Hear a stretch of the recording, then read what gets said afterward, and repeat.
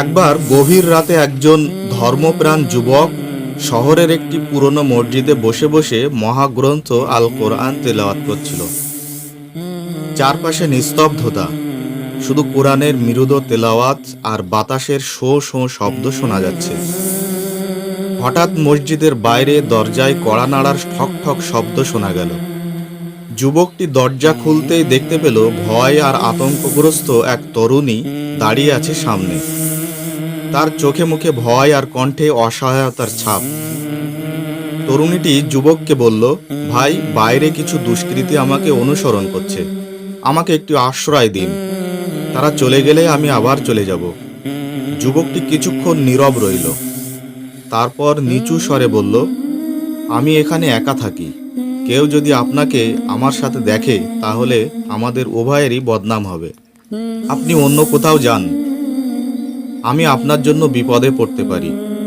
মেয়েটির চোখে পানি চলে আসলো, বলল, এখন বাইরে গেলে আমার সম্মান নষ্ট হয়ে যাবে, কিন্তু আমার বিশ্বাস এখানে থাকলে অন্তত নিরাপদে থাকতে পারি।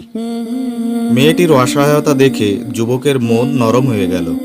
বলল, ঠিক আছে, আপনি এখানে থাকুন, তবে ভোর হওয়ার আগেই আমি আপনাকে নিরাপদে পৌঁছে দিয়ে আসব। সারা রাত তারা নির্দিষ্ট দূরত্ব বজায় রেখে বসে রইল, কেউ কারো দিকে খারাপ দৃষ্টিতে তাকালো না। কিন্তু বড় আশ্চর্যের ব্যাপার, মেয়েটি অনেকক্ষণ ধরে লক্ষ্য করল যুবকটি বারবার নিজের হাত আগুনের প্রদীপের শিখার কাছে নিয়ে যাচ্ছে।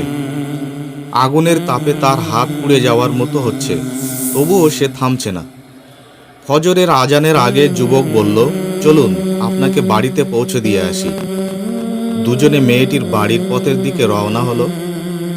রাস্তায় যেতে যেতে মেয়েটি আর নিজেকে সামলাতে পারল না। সে জিজ্ঞেস করলো, আপনি সারা রাত নিজের হাত আগুনে পোড়াচ্ছিলেন কেন? যুবক কিছুক্ষণ চুপ থেকে তারপর উত্তর দিল, শয়তান বারবার আমাকে কুচিন্তা দিচ্ছিল। তখন আমি নিজের হাত আগুনের কাছে নিয়ে এটাই ভাবছিলাম, এই প্রদীপের আগুনই যদি আমি সহ্য করতে না পারি, তাহলে জাহান্নামের আগুন কিভাবে সহ্য করব? তখন আমার মধ্যে আর কুচিন্তা আসছিল না। মেয়েটির দুই চোখ অশ্রুসিক্ত হয়ে উঠল।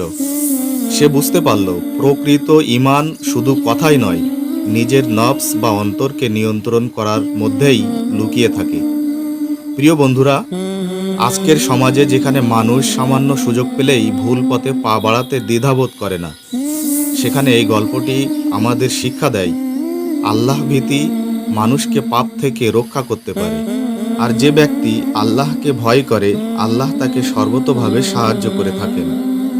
এটি শুধুমাত্র একজন যুবকের গল্প নয়, বরং এটি চরিত্র, তাকওয়া এবং আত্মসংযমের এক উজ্জ্বল দৃষ্টান্ত।